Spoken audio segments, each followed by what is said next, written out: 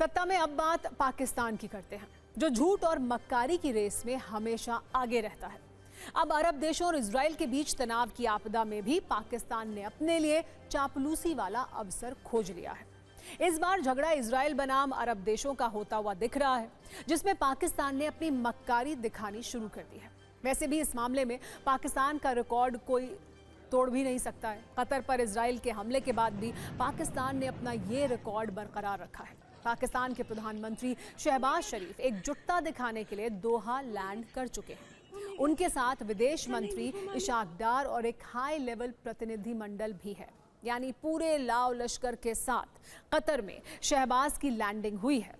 कहने को तो उनका ये दौरा कतर की सुरक्षा और संप्रभुता को सपोर्ट करने के लिए है, लेकिन इसकी आड़ में पाकिस्तान कौन सी चाल चल रहा है, जरा इसे समझिए। असल में पाकिस्तान एकजुटता के नाम पर मुस्लिम मुल्कों को भड़का रहा है। पाकिस्तान इजराइल को मुसलमानों के खिलाफ बता रहा है, सारे मुस्लिम मुल्कों से एकजुट होकर लड़ने के लिए कह रहा है। साफ साफ बात यह है कि पाकिस्तान इजराइल के बहाने अपना मुस्लिम ब्रदरहुड वाला कार्ड चल रहा है। यही वजह है कि कतर पर इजराइल के अटैक के बाद पाकिस्तान ने इस हमले की निंदा करने में कूटनीतिक शिष्टाचार की सारी सीमाएं लांघ दी। पाकिस्तान के हुक्मरान झूठ, फरेब, चापलूसी और मुस्लिम ब्रदरहुड वाले गंदे खेल पर उतर आए। कतर पहुंचे पाकिस्तानी प्रधानमंत्री शहबाज शरीफ ने कहा, अब इजराइल इस इलाके की सुरक्षा के लिए खतरा बन चुका है, उसे रोका जाना चाहिए। मुस्लिम देशों को अब एकजुट होना चाहिए। पाकिस्तान पूरी तरह कतर के साथ है। इसके पीछे शहबाज शरीफ का मुस्लिम कार्ड वाला एजेंडा भी है और कर्ज वाला स्वार्थ भी। अरब देशों से पाकिस्तान को भारी कर्ज मिलता है, जिसके बदले में पाकिस्तान खुद को अरब देशों का सच्चा दोस्त दिखाने की कोशिश कर रहा है, ताकि भविष्य में भी कर्ज का जुगाड़ हो सके। इसीलिए इजराइल के खिलाफ बयानबाजी हो रही है।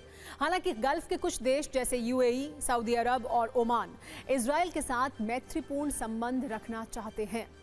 आर्थिक मोर्चे पर बुरी तरह पिट चुका पाकिस्तान इन देशों को नसीहत देते हुए इजराइल से दुश्मनी करने के लिए उकसा रहा है और इसके लिए भारत का हवाला भी दे रहा है। इसके लिए सिर्फ शहबाज शरीफ ही नहीं, वहां के रक्षा मंत्री ख्वाजा आसिफ ने भी ऑपरेशन सिंदूर के बहाने पाकिस्तान के झूठ का चूरन गल्फ के देशों के सामने परोसा है।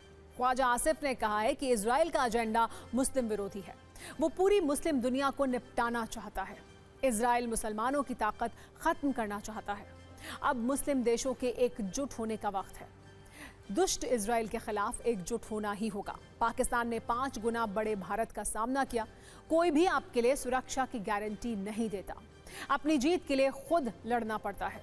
वैसे ये तो हर कोई जानता है कि ऑपरेशन सिंदूर के दौरान पाकिस्तान की पिटाई कैसे हुई थी, लेकिन ख्वाजा आसिफ ऑपरेशन सिंदूर में हुई धुलाई का सच छिपाते हुए अरब के देशों को भड़काने में लगे हुए हैं।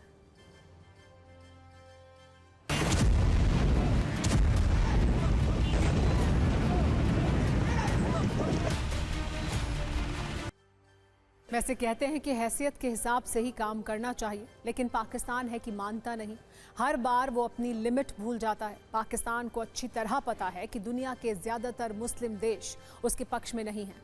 इसका ट्रेलर वो ऑपरेशन सिंदूर के बाद देख चुका है, जब उसे मुस्लिम देशों का साथ नहीं मिला था। तुर्की, अजरबैजान और सीरिया, सिर्फ 3 देशों ने ही पाकिस्तान का समर्थन किया। मुस्लिम देशों के संगठन OIC की बैठक में भी पाकिस्तान की बेइज्जती हुई थी, जहां वो भारत के खिलाफ प्रस्ताव पेश नहीं कर पाया था, क्योंकि मुस्लिम मुल्कों से भारत के अच्छे संबंध हैं और पाकिस्तान को सिर्फ एक बोझ की तरह देखते हैं।